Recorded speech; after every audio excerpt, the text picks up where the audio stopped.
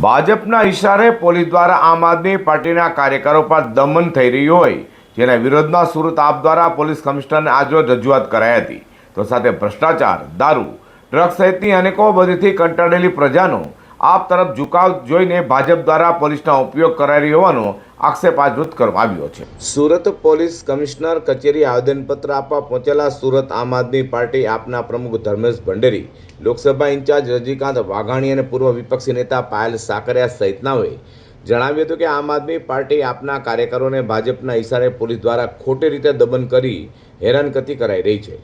ગુજરાતની અને ખાસ કરીને સુરતની પ્રજા ભાજપના ભ્રષ્ટાચાર સાથે શહેરમાં ચાલતા દારૂ, જુગારની બદી, ડ્રગ્સની બદીથી કંટાળી હોય અને પ્રજાનો ઝુકાવ આમ આદમી પાર્ટી તરફ દેખાતા ભાજપ દ્વારા ખોટી રીતે આપના કાર્યકરોને ફસાવવા પોલીસનો ઉપયોગ કરાઈ રહ્યો હોવાનો આક્ષેપ કરી આપના પ્રચારને ખોટી રીતે રોકવાના પ્રયાસ કરી રહ્યા છે તેવા આક્ષેપો આજરોજ કરવામાં આવ્યા હતા।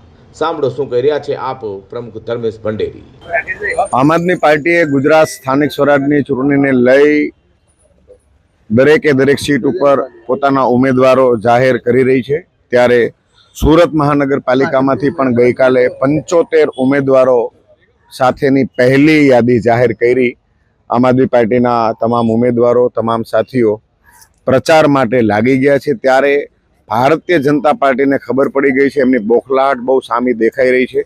લોકો હવે ભ્રષ્ટાચારથી, મોંઘવારીથી, મોંઘા શિક્ષણથી અને દારૂ, ડ્રગ્સના વેપલાથી થાકી ગયા છે અને વાતને સ્વીકારી રહ્યા છે કે હા, અમે ભાજપની આ નીતિઓથી, ભાજપના ભ્રષ્ટાચારથી થાકી ગયા છીએ। આ વાત લોકોના મગજમાં ઘૂસી ગઈ છે અને લોકોને ખબર છે અને એના કારણે આમ આદમી પાર્ટી ગુજરાતના લોકોની પહેલી પસંદગી બની રહી છે। ત્યારે આમ આદમી પાર્ટીના પ્રચારને રોકવા માટે, આમ આદમી પાર્ટીના ઉમેદવારોને ડરાવવા માટે ભારતીય જનતા પાર્ટી પોલીસ તંત્રનો સહારો લઈ એનો દુરુપયોગ કરી રહી છે। અમારા પ્રચારને એન કેન પ્રકારે રોકવાના દુષ્પ્રયાસો થઈ રહ્યા છે। એના વિરોધમાં આજે અમે આમ આદમી પાર્ટીના સુરત શહેરના તમામ સંગઠનના પદાધિકારીઓ, આગેવાનો, સંગઠનના સાથીઓ કમિશનર સાહેબને રૂબરૂ મળવા માટે, રજૂઆત કરવા માટે આવ્યા છીએ કે લોકશાહીમાં અમારો અબાધિત અધિકાર છે।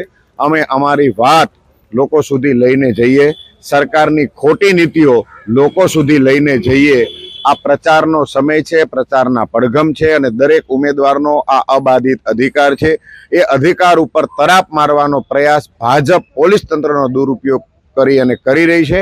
આને રોકવામાં આવે। અમને ડરાવવાના, ધમકાવવાના જેટલા પ્રયાસો અત્યાર સુધી કર્યા છે એનાથી અમે ડર્યા નથી અને હજી પણ અમે ડરવાના નથી। આમ આદમી પાર્ટીના કેમ્પેનને રોકવાના પ્રયાસોમાં પોલીસ ક્યાંય ખોટી રીતે સામેલ ન થાય, પોલીસનો ક્યાંય ખોટો દુરુપયોગ ન થાય એ રજૂઆત કરવા માટે આમ આદમી પાર્ટીના સંગઠનના તમામ પદાધિકારીઓ આજે માનનીય પોલીસ કમિશનર સાહેબને રૂબરૂ મળી અને રજૂઆત કરવા માટે આવ્યા છીએ। લોકશાહીમાં દરેક ઉમેદવારને પ્રચાર કરવાનો અધિકાર હોવા છતાં ભાજપ પોલીસને ખોટી રીતે દમન કરી રહ્યો હોવાના સહિતના આક્ષેપો કરવામાં આવ્યા હતા।